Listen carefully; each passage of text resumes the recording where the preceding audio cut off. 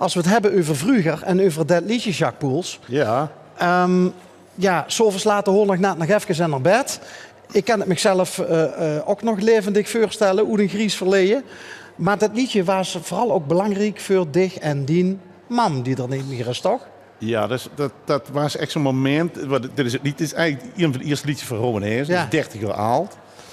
En nou ja, mama was fan, zoals dat giert, weet je wel. Mama is overleden. Tuurlijk. En die was fan, maar toen was ze fan. En die ging overal mij naartoe, tot aan Reading Festival in Denemarken en toe. Dus die heeft het helemaal gevolgd. Alle krantenknipsels, alle gekeken. Nou ja, het is mama overleden. En toen een avisie. En een soort vuurstadium van, nou dat weten we niet, vergeetachtigheid. Dat we het allemaal behaald. En mam kon niet meer praten op een gegeven moment. Klanken alleen nog maar. En op een goeie dag in de verzorgingshuis. Denk, neem mijn gitaar een keer mee en dan gewoon een liedje spelen. En ik speelde dit liedje wat jullie net zagen. De Piel in Brand. En na al die klanken alleen van zo te kunnen praten. Ik kon ineens letterlijk die tekst mee zingen.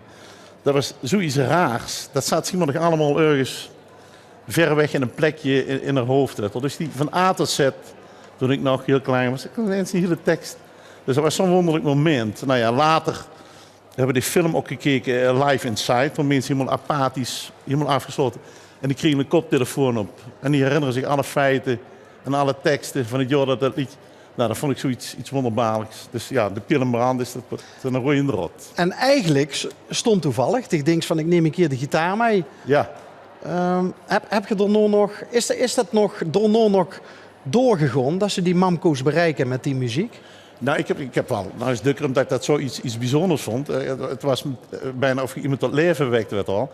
Dus ik heb dat hebben we dukker gedaan. En dat waren wel liedjes en daar kwamen die woorden voor. Dus ja, mijn zus heeft de verzorging hoofdzakelijk in handen genomen. Ik ben van de muziek en ik kost met muziek iets geweldigs betekenen ervoor. Dus dat heb ik met 2 handen aangegrepen. Ja. Ja, dan dankzij de leven hier toch voor het talent wat het je gegeven heeft. Ja, absoluut. En voor de muziek. Is het dan, Jacques, toevallig dat je op dit moment bezig bent met een voorstelling die volgend jaar april in première gaat? Een voorstelling over Pinkpop, maar waar ook een hoofdrolspeler in zit, Wiel. En Wiel werd het allemaal niet zo goed meer. Nee. Nou, dat is niet ganz toevallig, denk ik. Alhoewel, we waren eigenlijk van plan om volgend jaar een beetje rustig aan te doen. Oh ja, ik ken het. Ja. Hier is er weer de mensen die we gaan eventjes. En toen kwam, nou ja, we liepen er eigenlijk gewoon als toevallig tegenaan. Servé Herman van het toneelgoed Maastricht. Ja. Die vond dat we samen een keer wat moesten gaan doen. En toen bedachten ze ook dit plan. Van iemand, een verliefd stel die op Pinkpopkamer leren kennen. En Wiel kreeg inderdaad Alzheimer, dementie. Vergut alles. Nou, en dat ontspint zich tot een prachtig liefdesverhaal. Met als gevolg dat Wiel ook dingen hier vergeten. En uiteindelijk is de muziek ook door het laatste woord. Dus al die herinneringen die komen weer terug in zijn hoofd. En daaromheen hebben we inderdaad een theatertour bedocht geschreven. En liedjes, alles wat erop bijhuurt. En dan gaan we volgend jaar het ganse land mee door. Zeg. En dat begint in april, 2 try-outs in de Maaspoort. Ja. De première ook in de Maaspoort. Ja. En bij wijze van hoge uitzondering, ja, eigenlijk is er nog helemaal niks naar boete gekomen. Nee, het staat er in de computer. 8 liedjes tot nou toe. En toch hebben we dicht weten te porren om een klein stukje voor te lezen. Hoe het eind, want er komen 9 liedjes van Rowan Hees komen in die voorstelling. Ja. Wat ga je ze voorlezen voor ons? Nou, dit is het tekst, het liedje Eenzame Man. Eenzame Man, dat is ook een beetje een beeld wat ik ervan heb. Van iemand die helemaal in zijn eigen wereld zit.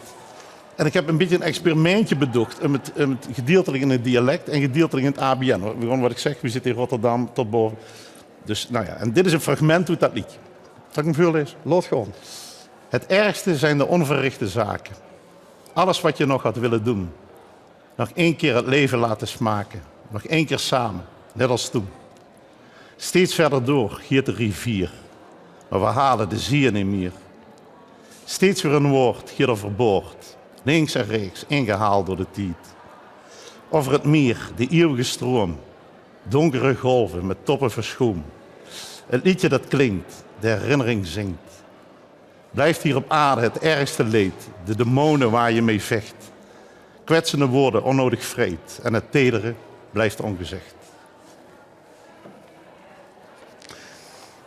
Werd ze nog wel zo worst toen ze dit geschreven heeft? Ja, toen achter bij de computer. Maar in mijn hoofd was ik heel erg anders. Maar als je de plek vroeg, dat was door. Dan heb ik dat Daar heb ik dat geschreven, maar in mijn hoofd zat ik bij allerlei beelden die ik opreep en die ik, ja. En als we het dan over die demonen hebben, de strijd met de demonen. Heb je die strijd bijvoorbeeld ook in de ogen van die mam gezien? Ook, en alle mensen in de verzorgingstehuis, als je daar binnenkomt, vooral de eerste keer toen moeder net op was genomen, dat komt echt in een wereld terecht van dat je in een lift stapt en dat er iemand zit in alleen maar tomaten, die maar één woord kan zeggen, weet je wel.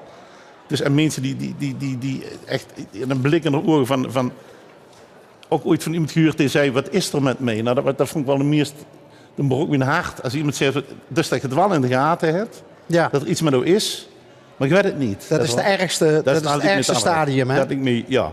Dus in die zin heb ik die demonen, ja, die liggen echt aan de oppervlakte af en toe. Vroeger, hè? Die mam. Ja. Want de schreef zo'n liedjestekst van De Piel en Brand niet voor niks. Dat moest een wermnest hebben gehad vroeger. Ja, Wat was die mam voor een mam? Een heel sociale vrouw. Een heel, die nam het op. En ik moet er nog, het laatste dat ik er steeds meer aan denk. Ik weet niet of dat kan, maar die nam het echt op voor de zwakkeren. Mijn moeder was iemand die ook als mensen in de deur me zei van, oh, dat is een raar. En hij heeft inderdaad geflikt. Nee, zeg maar, dat is geen iets van een raar. En dan gooi je mens. Dat bedoelde namelijk. Zo was mam, weet je wel. Die bekeek het altijd vanuit die kant. En ik hoop, als ik iets geërfd heb, dat het dat is, zeg maar. Dat ik dat ook zo de wereld bekeek en de mensen zie.